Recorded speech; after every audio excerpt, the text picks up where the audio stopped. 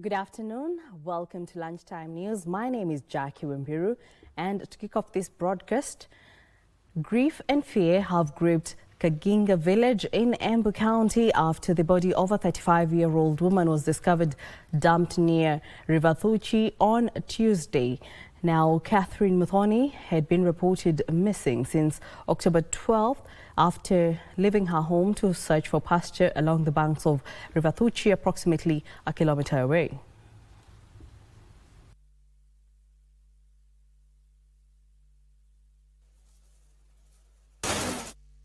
Residents of Kaginga village, the body of 35-year-old Catherine Muthoni on October 12th was found hidden in a rock crevice along River Thuchi.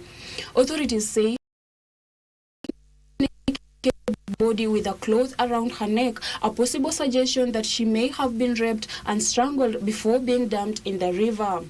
Local leaders are urging villagers to remain calm as investigations continue.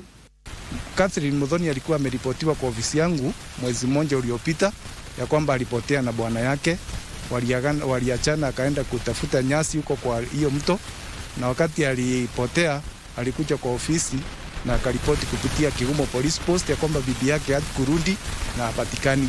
So baada ya mwezi mmoja ndio tumegundua kwamba ni yeye alirushwa huko kwa mto na amepatikana na majeraha, amepatikana akiwa amefungwa na kamba kwa shingo, kumaanisha ni kwamba ni aliuawa alafu akatupwa kwa mto. Tunataka justice kwa hiyo in-law, my in-law family, so we need justice as family, ndio at least tuwe na roho yetu zimeridhika.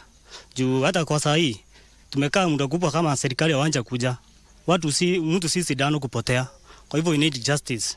Separately in Kwale County, a family in Fihoni village is mourning their kin, a secondary school student, Grace Mwongeli Nzioka, whose body was discovered with 38 stab wounds after she went missing on December 3rd. The family claims she was last seen with a young man from the village and says those linked to her final moments have been issuing threats. They are calling on security agencies to act swiftly and bring the killers to book. Friday asubuhi ndio niliona kijana wa bodaboda amekuja hapa aliyekuwa ananifahamu. Hiyo Saturday alipokuja hapa alikuja na kufikisha ripoti kuwa kuna msana ameliwa na umbwa katika gate ya Mwarabu. Akasema kuwa ameuliwa, yaani anamaanisha mtoto amekufa.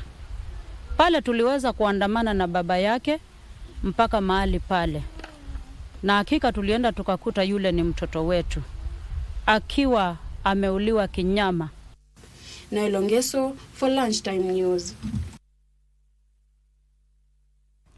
In other news, Nairobi's Central Sub-County Police Commander Philemon Nyakombo has assured residents and traders of Central Business District of their security during and after Christmas festivities. Speaking at his office, Nyakombo further confirmed the shooting down of two suspected thugs on Tuesday after they robbed a businessman of 300,000 shillings in Nairobi.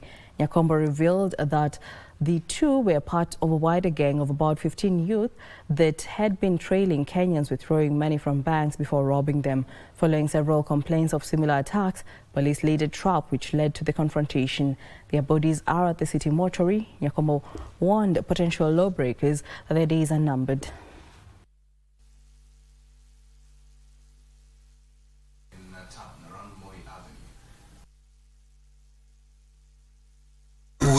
These people have done this so many times. We have members of the public who have identified them. And thankfully to the members of the public, they shared this information with us.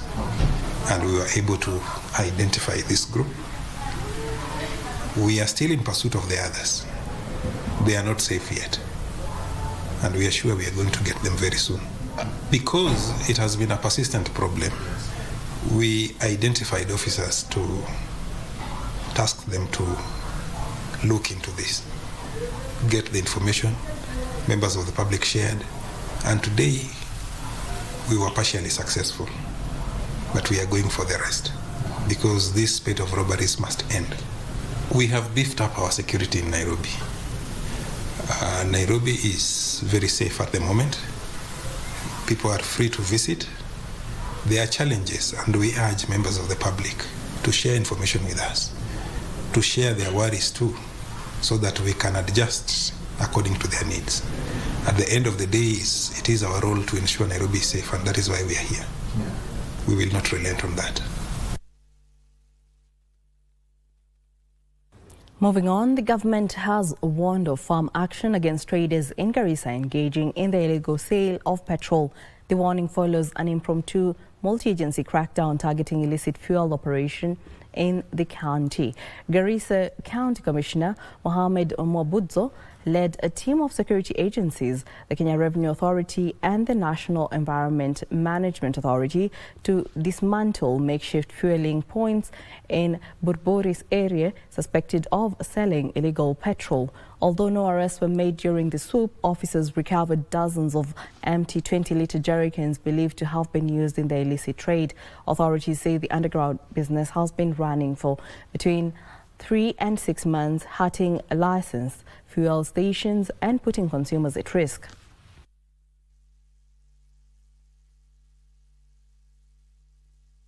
Mafuta haya yanauzwa kwa bei ya chini sana kwa sababu kule yanatoka hajalipiwa ushuru.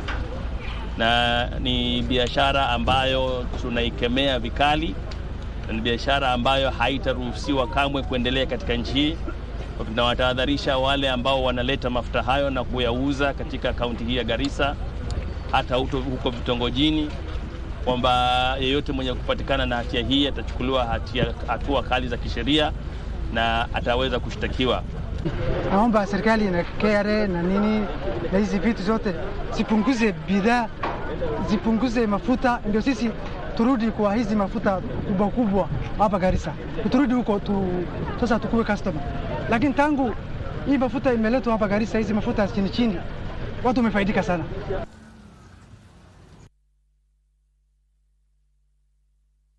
On health matters, residents of Gatundu in Kiambu County and neighbouring areas are set to benefit from expanded and specialised healthcare services following the official opening of a new block at Gatundu Level 5 Hospital. The new hospital block significantly boosts the facility's capacity, adding a cancer care centre, an accident and emergency unit, neonatal wards, modern operating theatres and expanded male and female surgical wards. Health officials say the expansion will ease congestion at the existing county facilities and reduce the number of patients seeking specialised treatment outside the region.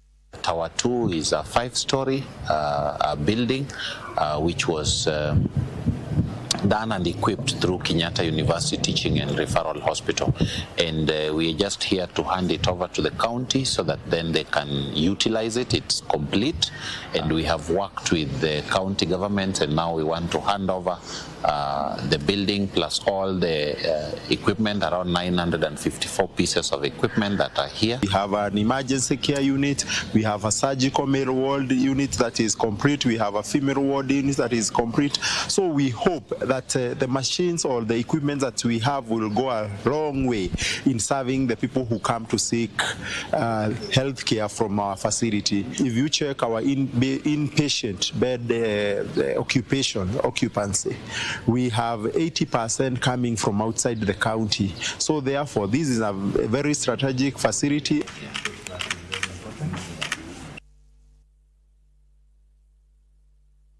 The State Department for Social Protection and Senior Citizens Affairs, in partnership with Generation for Change and Development, has launched 60 million shillings Kuza Jamii grant to boost economic inclusion in Mandera County. Speaking during the unveiling of the grant, Acting Secretary and Directorate of Social Development, Dr. Lynette Ochuma, said the program will transform livelihoods across the county. More than 2,000 households across the county will benefit under the Economic Inclusion Program.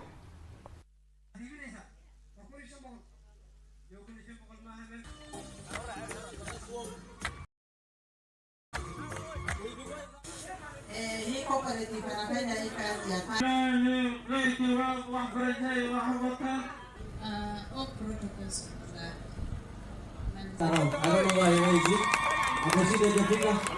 We would like our local community to be involved in decision making of programs that they will want to support the community.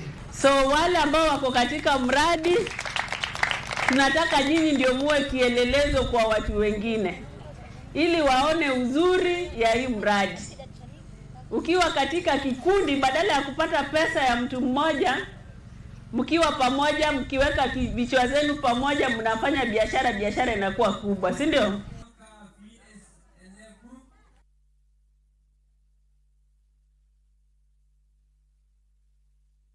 And on matters education, over 200 children in Nakuru, Nairobi County have received educational materials and gifts to support their learning.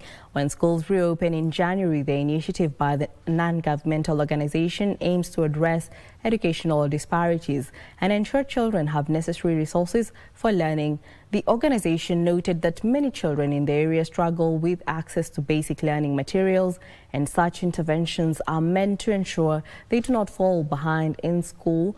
The program also focuses on the children's overall well-being.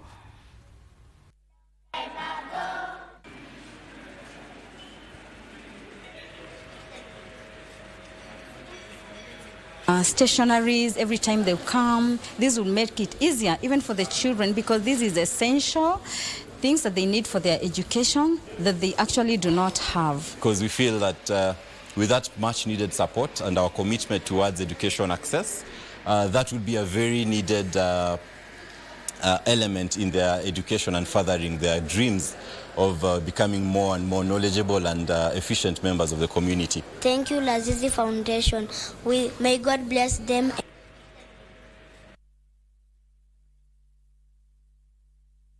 Leaders of the Atakara community from Kenya, Uganda, South Sudan and Ethiopia have converged in Lodwar, Turkana County to unveil the new Council of Elders that will spearhead peace building and integration among the cross-border communities. Speaking during the opening of the three-day conference, Cabinet Secretary East African Communities Affairs Beatrice Asukul said the region urgently needs a unified council to craft lasting peace strategies and drive development in border areas long held back by cycles of conflict rooted in livestock raids. The Atakara communities have for years been locked in violent clashes, with recurrent killings and cattle theft fueling mistrust and slowing progress.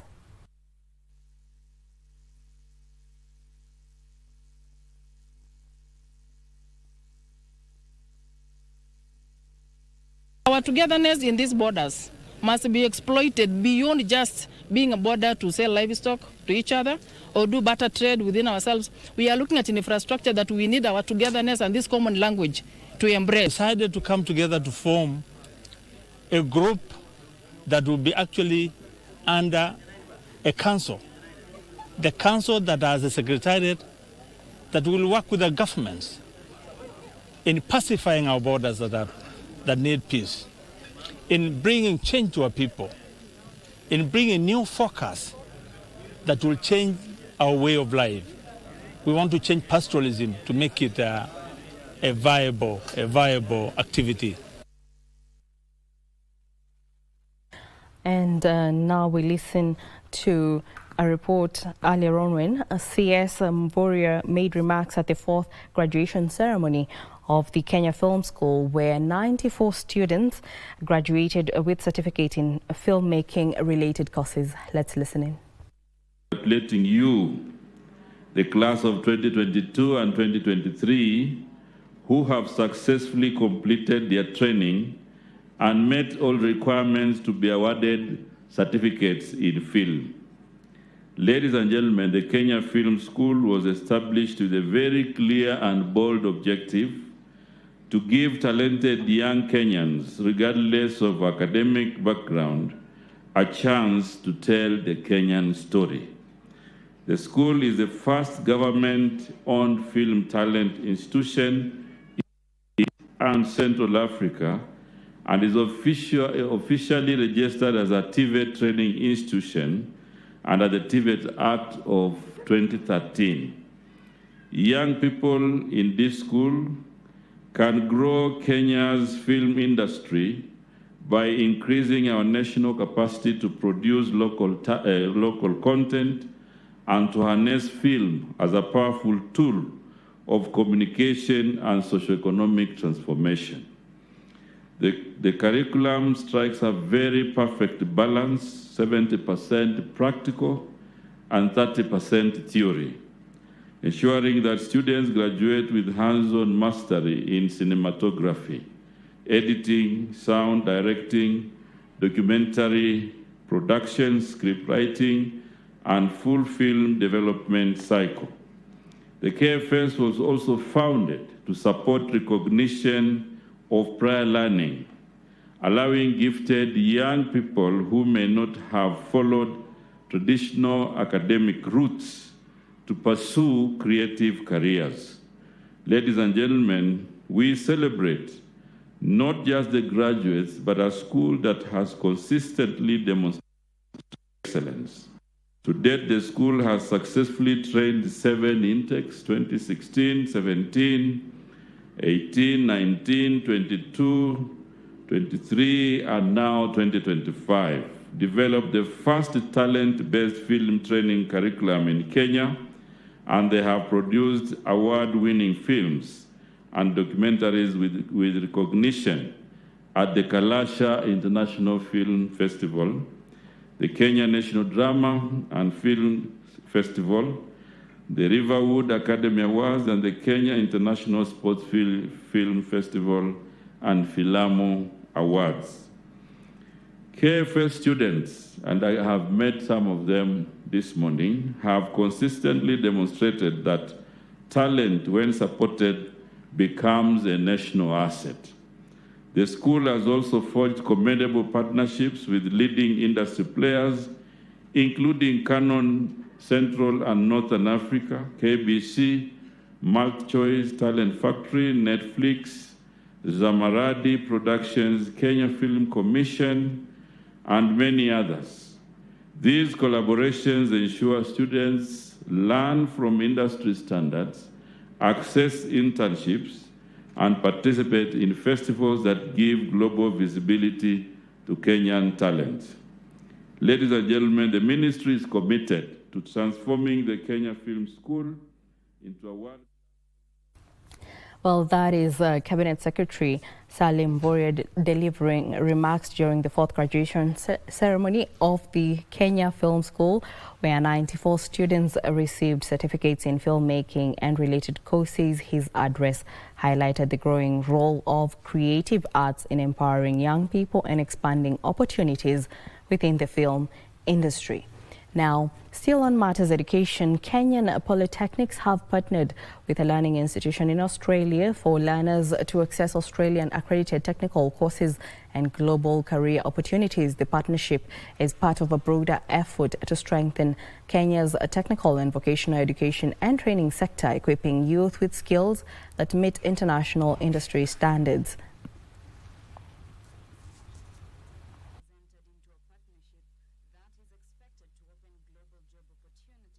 Kenyan youth. The institution will now offer Australian accredited technical courses through collaboration with Signet Institute of Australia.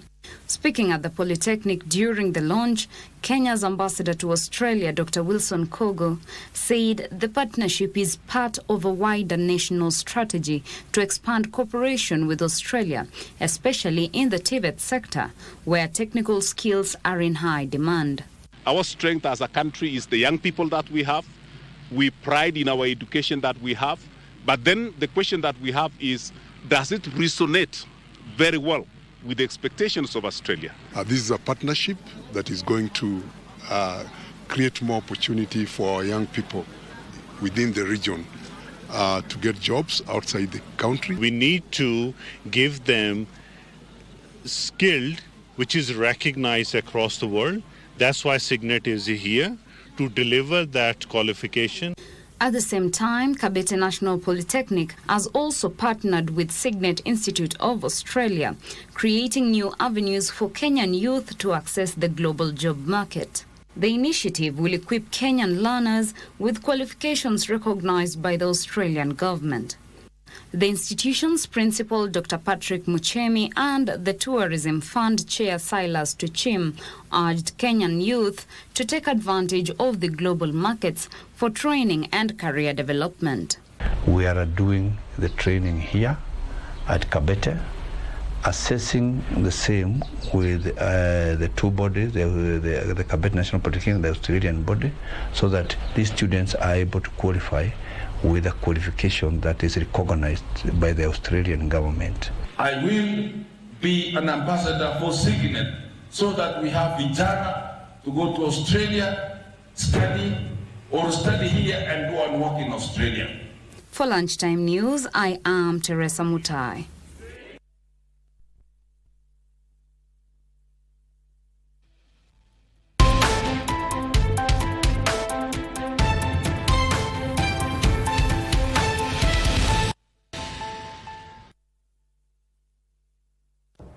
Well, thank you for watching Lunchtime News.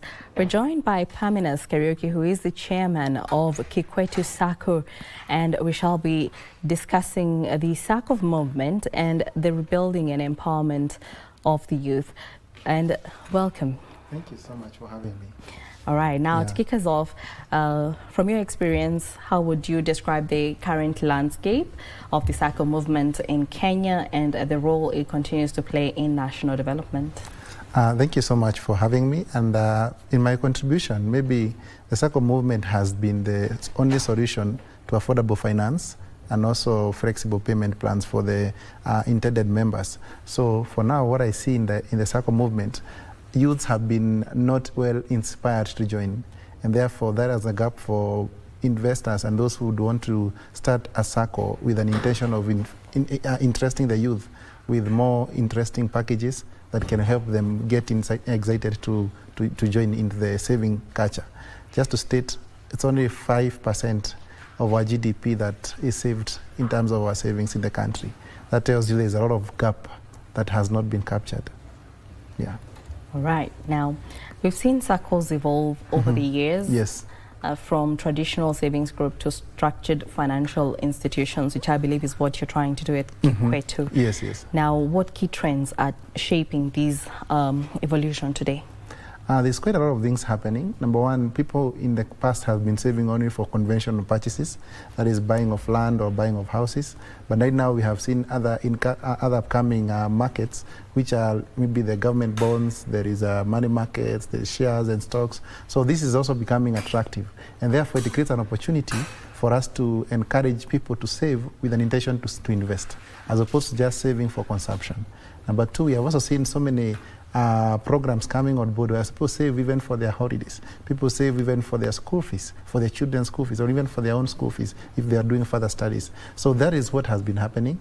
But yesterday I was privileged to attend one of the events that we are launching some other blockchain that is going to help in a different sector. But one thing I realized, there is also a blockchain for Sacco. A Sacco that is running with blockchain. That means the future is also integrating the new financial terms, the new financial instruments, and therefore we have a very interesting time in the future where people will not only be dealing with the past old way of running a Sacco, but having it more current with the changes in the world. And lastly is also the aspect. Initially, you have to register through a manual form, have a guarantor who has to sign for you before even getting admitted. Now we have seen digitization of Saccos. Like what we are doing in Kikwetu, everything would be online. It's actually, we have an app which you can upload. You can be able to pay for your deposits every month. You can actually even get commissions by referring somebody.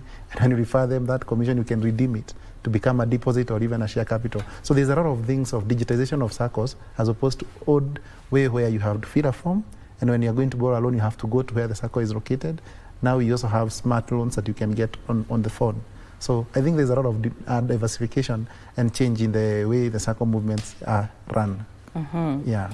Okay, so when it comes to many Kenyans, especially the young people, yes. So when it comes to trust in financial institutions, yes.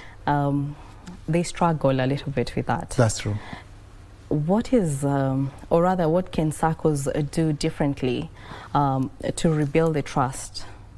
I think the first thing is to have systems that people can be easily able to monitor their savings. They can be able to even see how the trends of their dividends are getting are awarded, get to understand how they get the dividends calculated, get to know what is the interest on their deposits, how is it computed, is it fair according to the market analysis, but also more sort of education, because people perish for lack of knowledge. So whenever we give a lot of education, civic education, people can make informed decisions.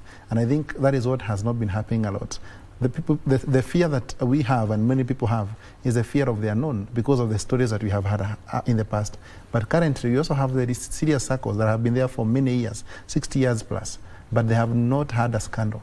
Yet, we don't have that also captured. So that means there is a lot of good things happening, but people don't know. So what happens is we intend to continue doing a lot of civic education, doing webinars. Now it's easy, you don't have to go for conferences in halls. You can do a webinar and it can reach out to Kenyans across board.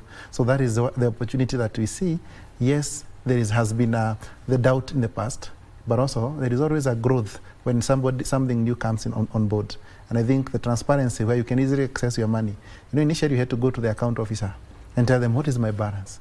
How much have I earned in my dividends? This you are getting on your phone. You can even redeem your dividends if you don't want to invest with them online. So that means it's going to make it easier. And just like the way the normal banks have been running now, getting to adapt technology, I think that is the opportunity that I see in the Sacco movement. And that will only be the only thing that will give people confidence as well. Yeah. Now, speaking of the youth, they are earning differently, spending differently. Yes. And also thinking about wealth differently. So how can the Sacco sector speak to this new generation and meet them where they are? I think that's actually the opportunity that I saw. That in the past, we will never be inspired to save. Because if I'm saving to own a house, and maybe I'm saving 5,000, when did I ever own a house? So initially, we have been going to the Saccos to tell them what they can do to us. Maybe I want a loan to buy a house, I want a loan to buy a land, I want a loan maybe for school fees. Now, it is the vice versa. Like what we have done in Kikwetu, the system we have created is able to advise the members on the investment opportunities. Can you imagine if you have saved 100,000, then the Sacco system tells you, you have saved 100,000, you can actually redeem yourself by, you can borrow 3 times or 4 times and buy a government bond. And we had the president saying that we are going to mobilize 5 trillion to build infrastructure in this country. If that is going to be done, he's going to mobilize that money from the country, the locals. So what about how many people have enough money to buy those bonds and benefit for the 20 years, 30 years, or even 10 years bond that are going to be issued? So therefore, as we know, most youth want passive income. They don't want something that will be told it will appreciate in 20 years. They want something they can be getting passive income. And this is the opportunity that is there. A Sacco gives you dividends every year on your shares, on your share capital. Then it gives you deposit, interest on deposit every year. That means you have an income every year, but also you are getting your capacity to borrow more every year. Putting money in a bank, for me, I feel it's actually a liability. I may be misguided, but I think I am a very rational person. When money is in the bank, I cannot borrow more than what is in my bank. I cannot withdraw what is more than what is in my bank. And if I am to borrow, I have to get a collateral outside. But in a Sacco, the money I can give me 3 times, 4 times, 5 times, and sometimes even 10 times. And therefore, based on my ability to borrow, I can be able to access more capital than what I have saved.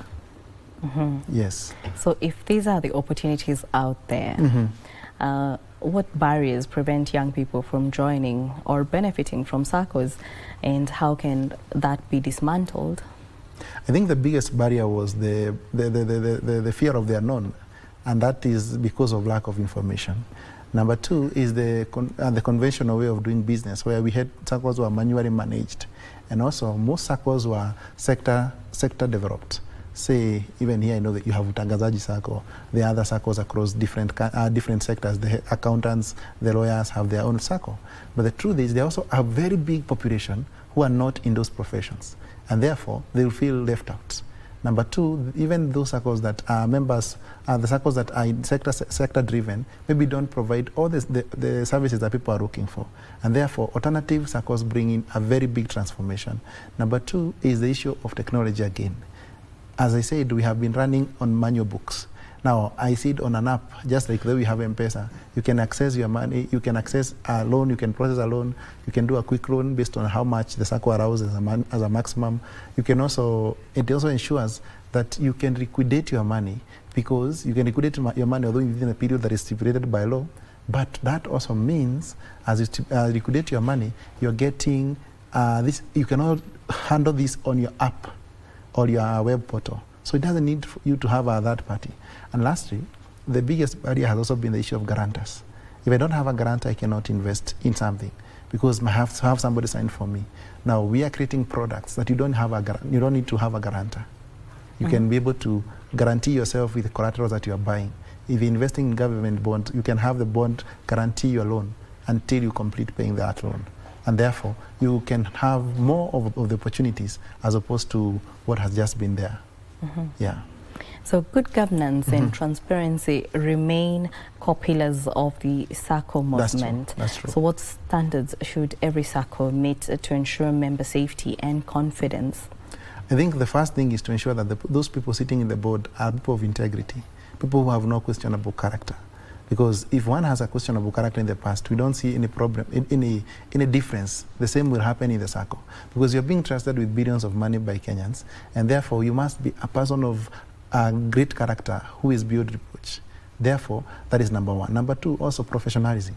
You need to have people who also have skills, not just having a title, and they cannot be able to audit the Sacco performance. They cannot be able to give advice even to they are called advisory board, but they don't have the skills to advise even the leaders of the Sacco. So I think having a strong board of advisory, having a strong management board, but also having a manageable staff. Because when we introduce technology, unfortunately it reduces some jobs, but again it increases efficiency. And therefore, corporate governance brings in a lot of difference. The other thing is, most Saccos, I don't want to quote any name here, but most of them don't even have a strategic plan. So they are working just because they're receiving money and they're giving loans. But a strategic plan helps the Sacco to adapt to new technology, adapt to new systems, adapt to new way of doing business, and therefore that is the opportunity I see in the Sacco. So when we are able to do all this, plus somebody can be able to do a background check of the directors. You know, if you go to our website, you can see who are the directors of the Sacco. You can be able to do your due diligence of them even before you invest. Therefore, with the technology in the e-citizen, you can just go online and see about everybody's history. And therefore, I think in the current generation, it's very easy to access information about the directors. And that is the only way we can also be able to get confidence that the people you are investing or saving your money with are people of character and have no questionable character in the past. Okay. Yeah. As you anticipate the launch of Kikwetu Sacco tomorrow, perhaps what is the future you envision for the Sacco?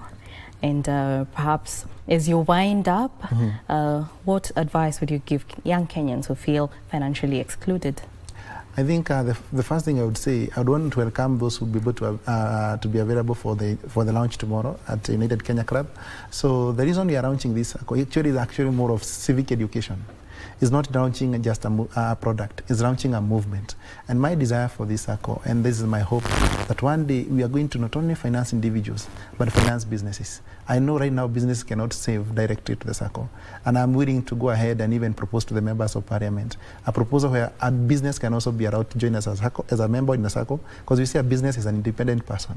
So if they can be able to join, then the directors become the guarantors. That way, we are going to empower businesses in having capital. Because as they say, 85% of our businesses collapse at the second year. Because one of the major issues is lack of capital. So if we are able to mobilize capital through the Sacco, this is going to be a great movement, not only for Kenya, but even for Africa. Because you'll be able to get affordable credit and at a flexible payment plan, but also you don't need a lot of bureaucracies, because this is your own savings that is giving you this. So my advice to the Kenyans in conclusion, because of time, I want to tell them the best time to invest was 10 years ago. The best time to invest is now. Start with the retro you have. Like for us, we give you up to 5K, that is 200 shillings per day. So you can save 200 shillings per day. At the end of the month, you have more than 5,000. So that is the only way. So start now, because 10 years to come, you'll be saying, I'm happy I did it, or I wish I did it. Thank you for having me. All right, well, that was Parmenas Karaoke, the chairman of Kikwetu Sacco, helping us navigate the Sacco movement, rebuilding and empowering the youth. Well, Let's take a short break. We'll be back with more news.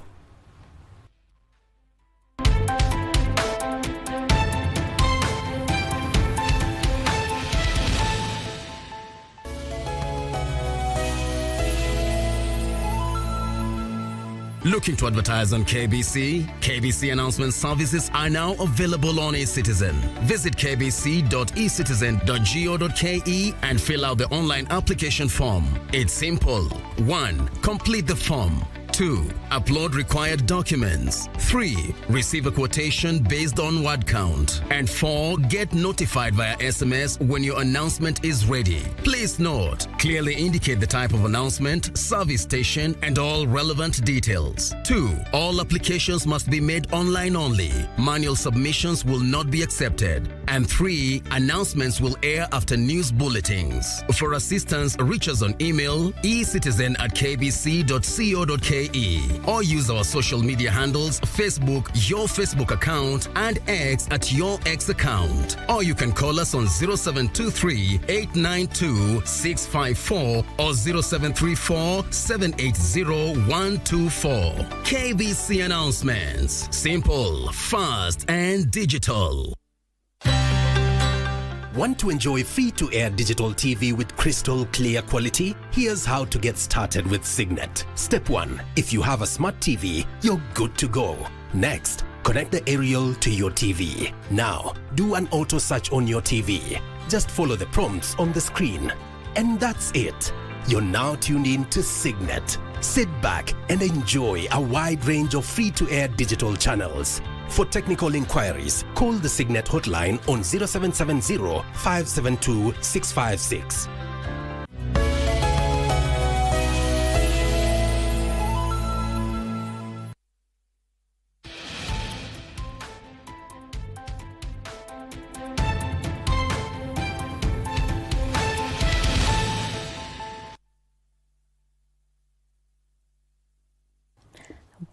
Welcome back. This is Lunchtime News. Now, the High Court in Nakuru has suspended the controversial 2.1 billion shillings road deal between Nakuru County Government and the National Youth Service. Further, the court has certified as urgent a petition filed by Paul Moshiri and Kefa Omuyoma, who argue the agreement was entered into without procurement process and public participation.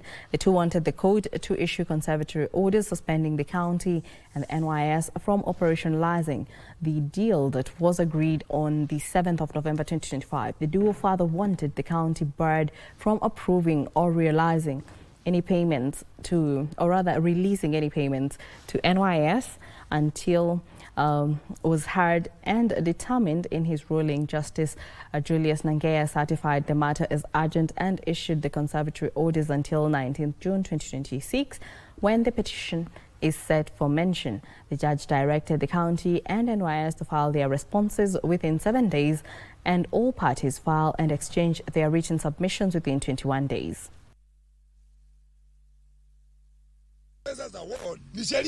Na uwezi badilisha even a full stop ya hiyo sheria ya allocation of resources kwa ward. Kwa hivyo watu wanaenda kwa public participation, wanasema what the money ought to do. Tujapinga na jambo lolote alikuwa anafanya hapo bereni, lakini hapa ndio tuliangalia tukaona kuna sheria imekiukwa, so hiyo ndio tulifuatilia. Maendeleo hatuna shinda, ama hata kama wangekuja bereni watuambie ili na sisi tuelewe ni nini inaendelea, hatungekuwa na shida.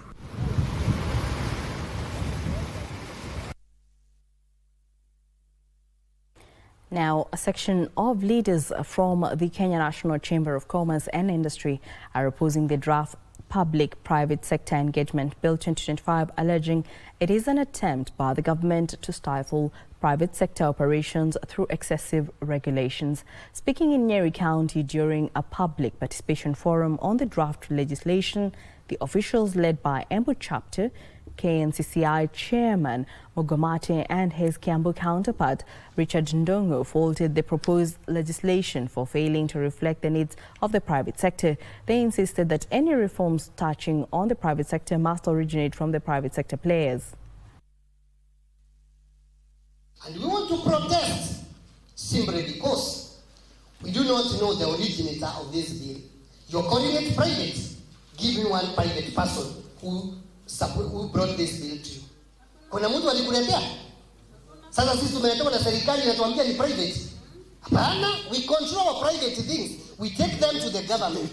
We are protesting because the bill is not an originator of the private sector. Products imported from other countries, packaged, you'll not be able to compete with them in our local market. How are we going to build our economy from the base? One thing that I have realized with your presentation, this is just an academic document. Now, moving on, public service vehicle operators have been urged to transition from diesel fossil fuel vehicles to electric ones, not only to minimize carbon emission that affects the environment, but also to save on costs. Speaking during the launch of the Electric Vehicles Experience Center along Mombasa Road in Nairobi, the stakeholders also urged Kenya Power to come on board and reduce the cost of installing the electric vehicles charging stations across the country.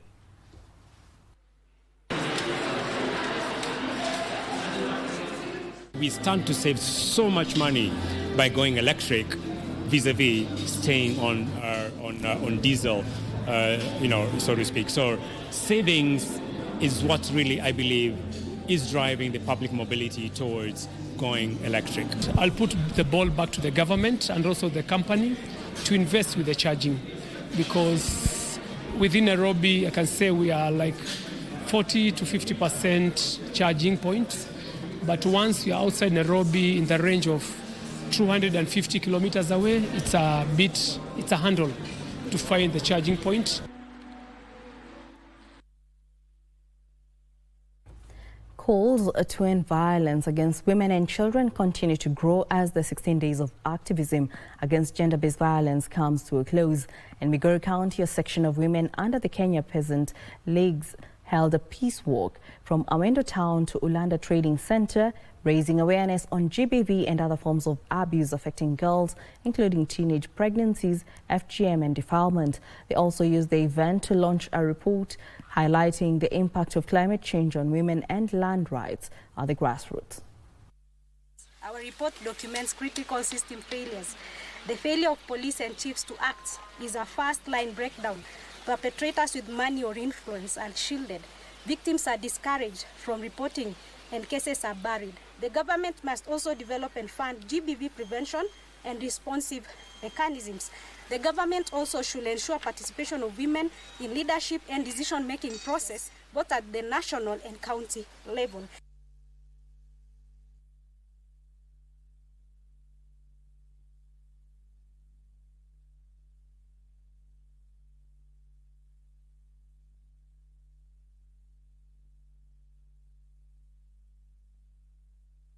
Well, and on news-making headlines, in the business world, Australia has entered uncharted territory, becoming the first country in the world to enforce a nationwide social media ban for children under 16.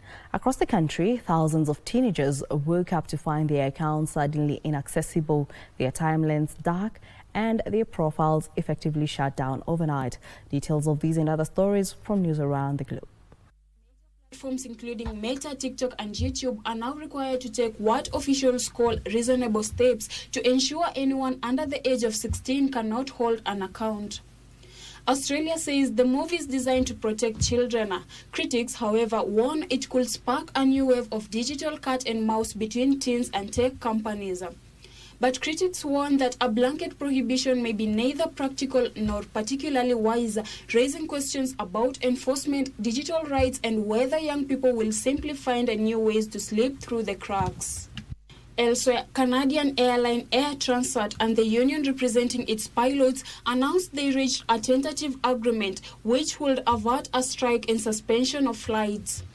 Air Transat said the proposal will be submitted to members for ratification in the coming days. Captain Bradley Small, chair of the Air Transport ALPM Master Executive Council, said his union's unity and resolve finally brought air transport management to the bargaining table to negotiate a meaningful way. More than 750 pilots must now vote on a deal. Finally, India's largest airline, Indigo, says it has normalized operations after cancelling more than 3,000 flights last week due to what officials described as poor pilot roster planning, a crisis that left thousands of passengers stranded. This came as authorities ordered Indigo to cut 10% of its winter schedule, double the reduction first announced, a move that could see more than 200 daily flights cancelled. Federal Aviation Minister Ram Mohan Naidu said the ministry considers it necessary to curtail the overall Indigo routes to help restore stability. He added that despite the schedule cut, the airline will continue to cover all its destinations as before. Kenya's bid to start the mining of high-grade gold is inching closer, with the government, local community and the miner agreeing on a pact to start operations. The mineral, with an estimated value of almost 700 billion shillings, has been at the center of a deadly contest pitting the investor, local politicians and the villagers around the mines. Yesterday, the Ministry of Mining held a consultative meeting with the three stakeholders and agreed on a tripartite working plan. The meeting also yielded a joint communique between the Ministry of Mining and the County of Kakamega, including Kakamega County Artisanal Mining Committee, stating the need for adoption of a structured approach to the proposed Shanta Gold project to ensure it secures the interests of all stakeholders. It was also agreed that the adoption of a unified communication strategy on the proposed project to relay factual and timely information about the project to the public is essential. This comes after artisanal miners who rely heavily on small-scale gold extraction in the area protested attempts to move them to pave way for large-scale extraction.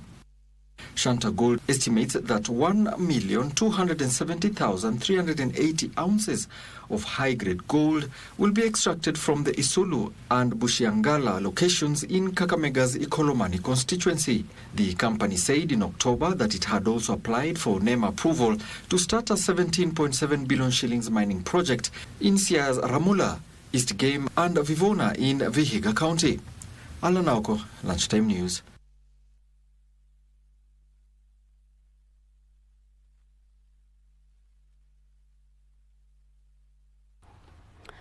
And now on sports news, Kenya Ports Authority KPA Women's Basketball team has booked a place in the quarterfinals of the Women's Basketball League Africa qualifiers after finishing second in Group B in Cairo, Egypt.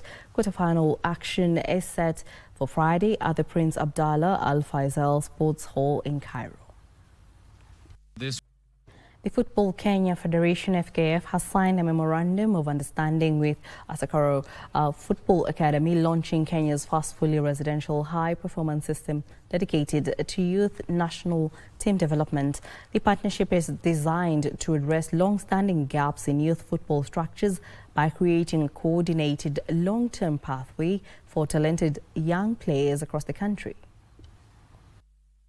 Beginning this December, Football Kenya Federation and Nakuru will jointly scout the best 2011 born players across 5 regions, with the top performers earning full scholarships to join a comprehensive residential program at Akakuru's 25-acre academy in Homa Bay. Kenya has world-class talent, and we have the only thing that we have lacked is proper structures. Today, through this MOU with Akakoro, we begin correcting the gap in a way that is both historic and transformative. The program integrates CBC-aligned education, elite football instruction, sports science, modern analytics, and holistic personal development, providing a structured high-performance environment tailored to international standards. Our goal is ambitious. We want to see Kenya under-17 qualify for the FIFA Under-17 World Cup in 2027. But let me be clear, the most important thing about this project now is the legacy.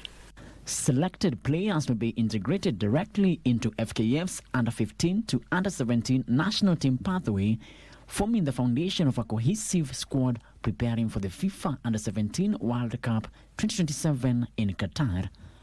Frederick Muoki for Lunchtime News. Now, South Sea Rangers and Akiba FC advanced to the quarterfinals of the 2025 edition of Abbas Khalif Football Cup after claiming wins in their respective matches. Rangers claimed a 3-1 win over Steplink, while Akiba edged Juakali Makadara 1-0. The Abbas Khalif Super Cup has entered its decisive phase after weeks of spirited competition involving 40 teams drawn from the 5 wards of Langata. The tournament, which kicked off in November with 8 teams per ward playing a round-robin format, has energized grassroots football and is set to conclude with a grand final on the 20th of December 2025 at the Ulinzi Sports Complex. In the quarter-final action, Akiba edged Juakali Madaraka 1-0 in a tense encounter. Captain Anas Mahad scored the lone goal in the second half, finishing calmly to send his team into the semi-finals. As an Akiba player, I feel good, I feel happy, and I appreciate God for the win and for the goal I got. In the day's second quarter-final, South Sea Rangers cruised past Steplink with a 3-1 win. Iko rahisi, ilikuwa quarter final, ilikuwa derby, na bado semi finals tunapatana na derby na itakuwa rahisi. Ile tu timu yetu lazima tu work hard, itakuwa rahisi na jamaa. Leo tumejaribu kupush hiyo first half. Intention yetu initially ilikuwa ni first half tukue tunaongoza, na God willingly alituhelp, tuliave kuongoza hiyo first half.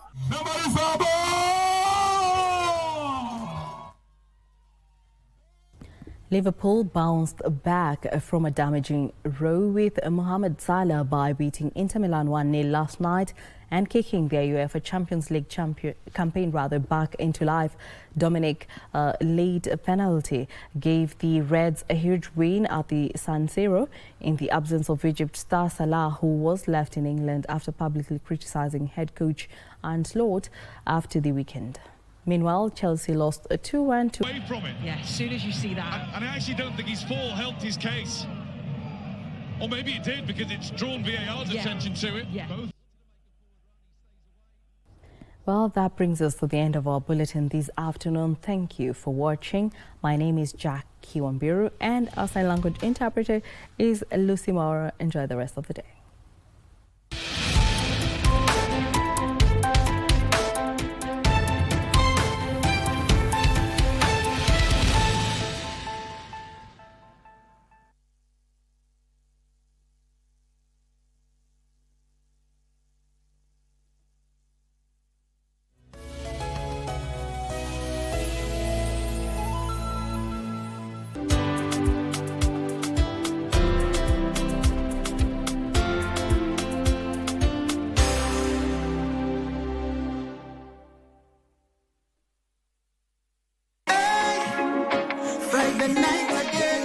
Greetings in the name of the Most High Jah Rastafari. My good name is Marley Moses, the Positive Warrior, alongside... Yes, sir, DJ D-Rage, the baddest. Each and every Wednesday from 10 p.m. on KBC Channel 1 TV.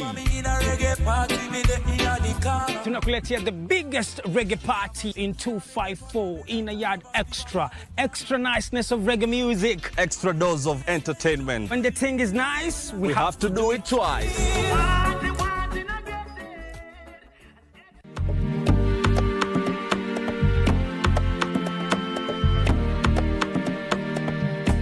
My name is Paul Katasz. I'm a marine archaeologist from University of Warsaw in Poland.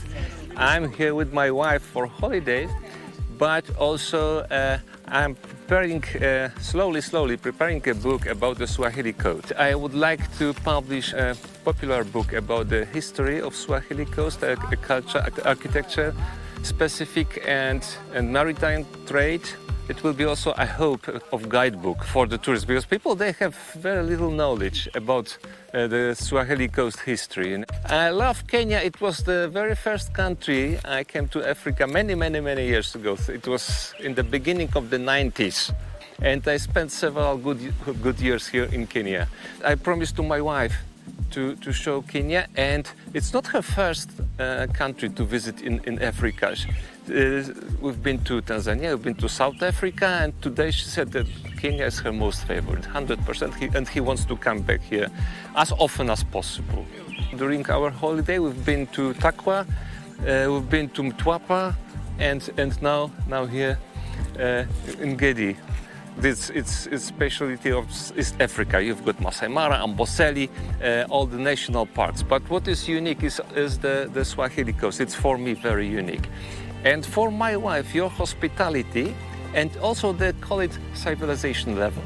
We just came back from Lamu, and Lamu is a very special place. You know, it's as a cultural destination, it's amazing here. So it's good to go there for several days, 100%. I know Kenya for over 30 years. It's changed for the better, you know, and the way you protect your wildlife and you promote your tourism is, I think, top.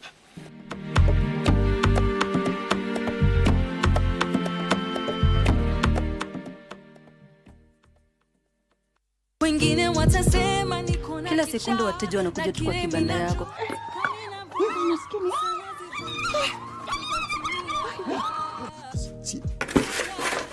Pesa imepatikana? Njoo tushikane mikono. Mbona unadanganya mtoto wetu? Mtoto wako.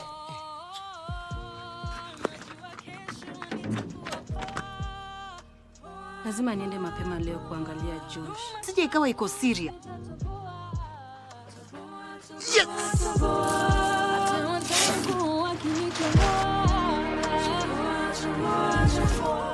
Shika. Kwani siku hizi anatoka nje, ameacha kujificha. Haki hata maneno yao mami imeishi. Nitagundu wakita.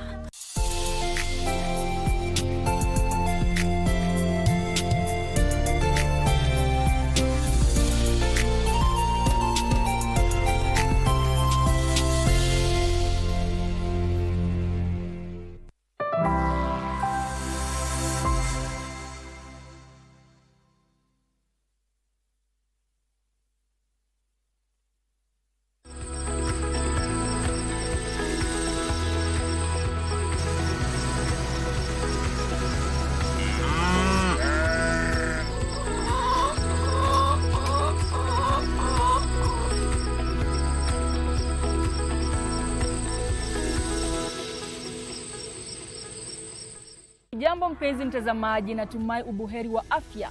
Karibu katika makala ya wiki hii tukiwa tayari kujifunza mbinu mbalimbali za kilimo pamoja na teknolojia za kurahisisha mazao. Mimi naitwa Karen Kanewe. Naitwa Boniface Mutunga. Karibu. Machungwa ni matunda yaliyo na madini mazuri ya cha almaarufu vitamin C. David ni kijana barobaro aliyeamua kuvulia kilimo nguo. Si kwa sababu ya kukosa elimu ama vile ajira, ila kwa sababu ya kutaka kujua uzuri wa kilimo biashara. Tuende kwake David atueleze jinsi alivyoanza safari yake. Katika maeneo mengi ni vigumu kuwapata vijana wakijihusisha na kilimo kwa dhana kwamba ni kazi chafu na ya kuchosha. David ni kijana anayefurahia kilimo, lakini haikuwa hivyo hapo mbeleni. Kama vijana wengi, hakuona kilimo ikiwa kama ajira, lakini baada ya janga la korona kukumba ulimwengu mzima na ajira kuwa nadra kupatikana, alionelea wacha akajaribu kilimo kidogo. Nilikuwa najishughulisha na shughuli zingine, but baada ya COVID kukuja ile 2019-2020, vitu vibarua huko nje zilika ngumu kufanyika. So nikaamua nikuje nilime. Shamba ilikuwa lakini sikuwa nalima ile serious. So ndo nikaamua nije nilime serious. So nilienda kwa watu wa agriculture pale. Wakani advise. So kutoka hapo nikaanza kufanya ndizi, vegetables na hizi matunda nilikuwa nimeshazipanda, lakini sikuwa nazimaintain zenye ilikuwa ni vizuri sana. Then nikaanza kuzimaintain na ndo nikaanza kupanda hizi ndogo, unaona. So nimekuwa nikiendelea kuzipanda hivyo. Unajua kipindi ya COVID kazi zilipotea, but still watu walikuwa wanakula food. Still watu walikuwa wanakuja kununua mboga. So nilienda kwa watu wa agriculture kwa sababu nilikuwa nahitaji kupata ile ile experience yao, kwa sababu nilikuwa tu nimeanza, sikuwa najua vile.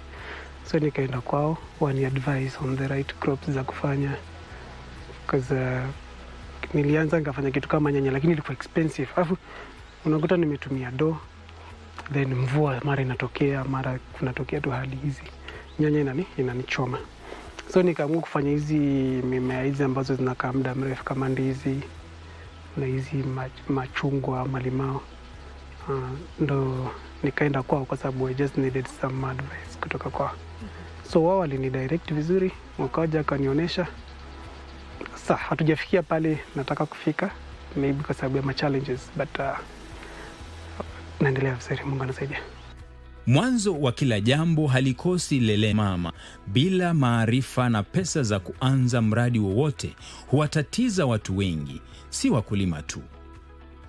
Nikianza hali ilikuwa si shwari, because sikuwa na capital mingi, nilikuwa na capital kidogo. Then nikaenda nikakopa pesa kidogo kwa microfinance fulani. So nilipoanza kuvuna, vitu zimekuwa tu zikikaa vizuri kwa sababu I can pay my bills vizuri. Wafanya kazi wangu hapa, so sasa sifanyi ile mingi sana. Hata ukiangalia kule chini, there are guys who are working.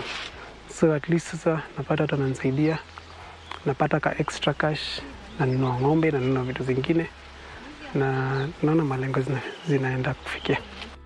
Pole kwa pole, hali zilibadilika na akaona uzuri wa kujiajiri na kuzingatia kilimo biashara. Si yeye tu anayefaidika, bali pia wale wanaopata ajira kwake. Hii shamba yote siwezi manage mwenyewe. Kuna wasi kwa pale ni tofauti, na kuna madam ameenda kwa matanga mahali. But hao wawili nakuaga nao daily. But sasa unajua kuna vitu kama siku ya kupanda, siku ya kuvuna, ama siku ya unakuta tunataka kupalilia ndizi zote kwa wakati mmoja. Hao wawili hawawezi. So itabidi wanaongeza watu wengine. So at least watu kama 5-6 hivi at least na pea kazi. Unaona hapo kunafaa kunyeshwa, kuna kukaa mbolea, kuna kupalilia. So hizo vitu zote sizifanye. Wanyama nyumbani wako kulisha, so inakuwa ngumu. Kutokana na hii kilimo nafanya, na ajiri watu at least 5 at least. Wawili permanent, na hao wengine ni vibarua. Nikikuwa na kazi kubwa na wapea. Soko la matunda ni jingi na wakulima hawawezi limaliza. Bora tu upande matunda yako jinsi kwamba kila wiki una matunda ya kuvuna na kupeleka sokoni. Ingekuwa jambo la busara pia kuhakikisha kila msimu hukosi aina fulani la tunda la kuuza. Mimi kama mkulima wa machungwa na limao sijapata changamoto ya soko, kwa sababu ile natoa hapa yenyewe hata sioni kama ile tunatoa sisi kama watu wa Taveta haitoshi hata soko yetu. So hata wao wanakuja tu wenyewe, I don't even go to the market. Wao wanakuja hapa wanazichuma. Ndio maana hakuna haoni chungwa hata moja imekuwa wasted chini. Ingekuwa hakuna soko zingekuwa zimeanguka, sio kama maembe. Kipindi ya maembe unaweza kuta maembe zinaanguka, lakini kwa machungwa hiyo niko na uhakika wanakuja